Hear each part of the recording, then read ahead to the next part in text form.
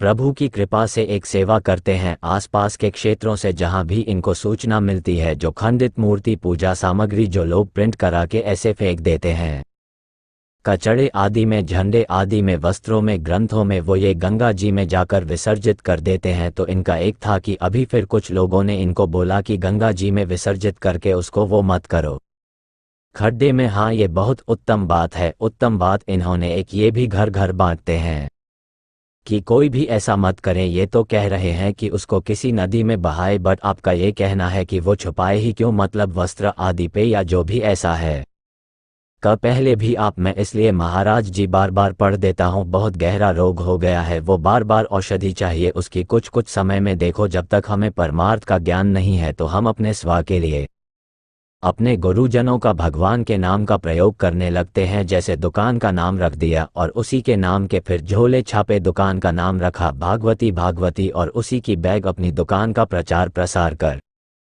वो बैग में भगवान नाम लिखा हुआ है या प्रभु का रूप बना हुआ है। अब सामान लाए तो बैग को तो बैग की तरह, थैले की तरह फेंक दिया। जैसे कई ऐसे मिठाई के डिब्बे बनते हैं जिनमें भगवान नाम, कई ऐसी बहुत सी सामग्रियां हो, लोग सामग्री का प्रयोग करके उसे फेंक देते हैं। आज स्वार्थ की इतनी बढ़ोतरी हो चुकी है कि ना तो नाम का सम्मान किया जा रहा है, ना रूप का सम्मान किया जा रहा है। भगवान के रूप बना बना करके ऐसे थैले, ऐसे कार्डों में ऐसे फेंक देते हैं, लोग अपमानित कर देते हैं, या जो छवि पुरानी हो गई उसे फेंक देते हैं।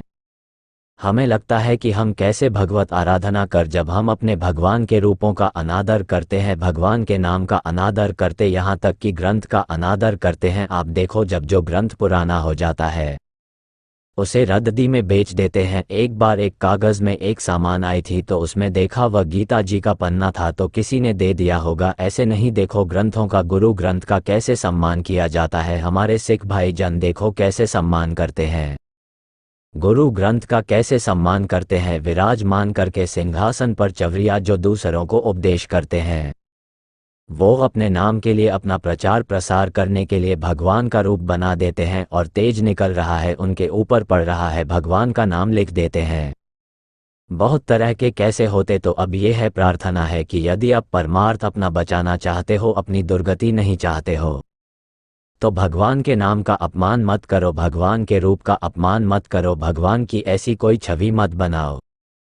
न अपने व्यापार के लिए जो लोग ऐसे फेंक देते हैं प्रयोग करके, और फिर अपमान का फल उसको मिलता है जो छपवा है।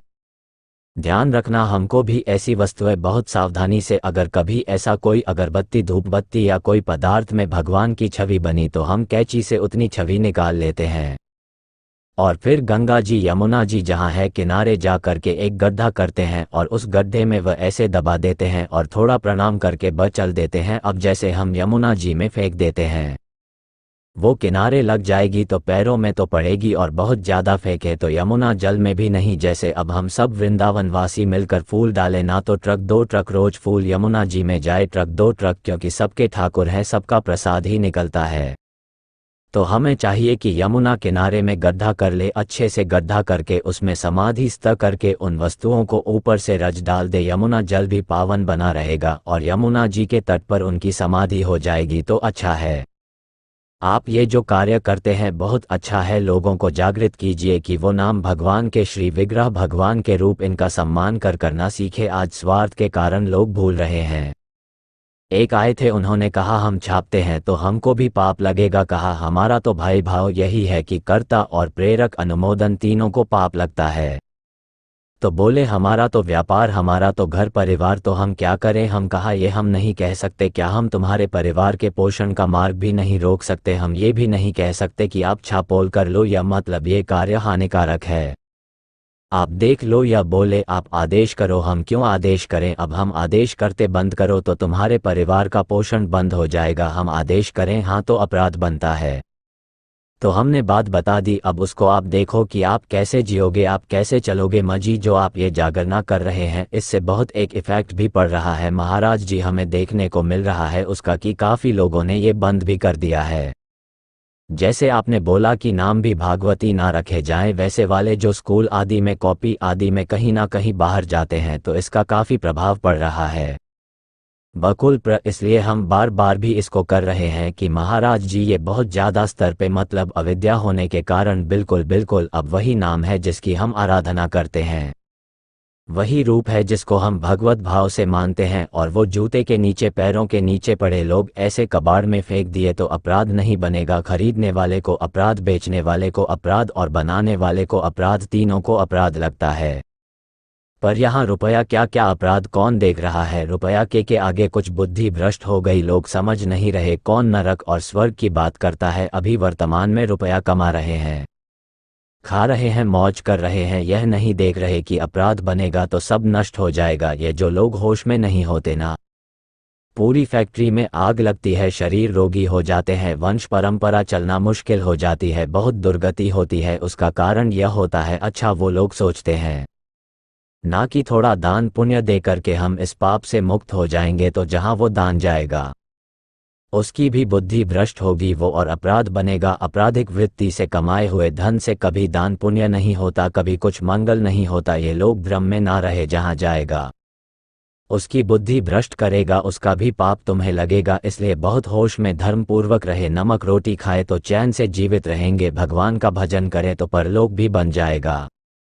महाराज जी सुबह जाते हैं, हम लोग मतलब गांव से ही 2-4 लड़कों का सहयोग मिल जाता है तो बाइक से उठा के जाते हैं। अभी तो नाली के किनारे भी होते हैं, भगवान का नाम वगैरह और कुछ। अब तो ऐसी छवि बन गई है सर मेरी कि मुझे कोई नाम मिलता है भगवान तो मुझे दे देते हैं, तो मैं पॉकेट में रख के जो है जब अगली बार जाता हूँ फिर। अच्छा महाराज जी जो खंडित मूर्तियाँ होती है, जैसे उसमें प्रिया प्रीतम भी है, तो कुछ लोग जो ये कहते हैं प्लास्टिक के होते हैं तो उनको क्या करें महाराज जी? हम बताया ना, गड्ढा खोद करके समाधि करो। हाँ गड्ढा खोदो, यमुना किनारे, गंगा किनारे और समाधि कर दो उनको। जैसे जो रामगंगा है बनाई जो बरेली के पास में, वहाँ पर मेला भी लगता, पूर्णिमा होती है, तो ऐसे लोग आते हैं तो वहाँ पर बहुत सारी गंदगी हो जाती है। घर से हवन सामग्री लेकर आते हैं, उसमें जैसे जन हो गई जी तो उनका क्या करें महाराज जी? उनको भी गड्ढा करें। हाँ डंडा हटा दो, डंडा बाहर फेंक दो और झंडा लेकर के गड्ढा खोद करके कर दो, वह बहुत सुंदर बात है